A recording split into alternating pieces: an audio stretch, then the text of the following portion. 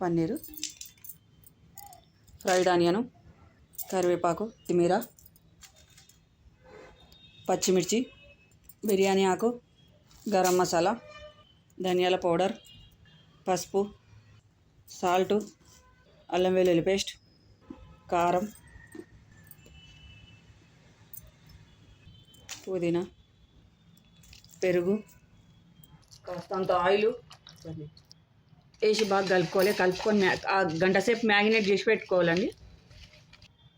Marinate చేసి పెట్టుకొని ఒక 1 అవర్ నానవ్వాలి. ఈలోపు 1/2 kg బాస్మతి రైస్ నానబెట్టుకుందామండి. కడిగేసి కాసేపు ఉడకబెట్టుకోవాలి. తర్వాత 80% ఉడికించిన రైస్ వేసుకోవాలి. ఫ్రైడ్ ఆనియన్, పుదీనా మధ్యలో ఇట్లా హోల్స్ పెట్టుకోవాలి. ఆయిల్ వేసుకోవాలి. కాసేపు మూత పెట్టి మగ్గనివ్వాలి. రెడీ అయిపోయింది ఫ్రెండ్స్, పన్నీర్ బిర్యానీ. వీడియో నచ్చితే లైక్ చేయండి, షేర్ చేయండి, సబ్స్క్రైబ్ చేయండి. చూడండి ఫ్రెండ్స్ ఎంత బాగా వచ్చిందో పన్నీర్ బిర్యానీ. చూడండి ఫ్రెండ్స్, పన్నీర్ బిర్యానీ వాసన అయితే అద్రిపోయింది. ఇంకా తింటే ఇంకెలా ఉంటుందో నోరు ఊరిపోతుంది చూస్తేనే.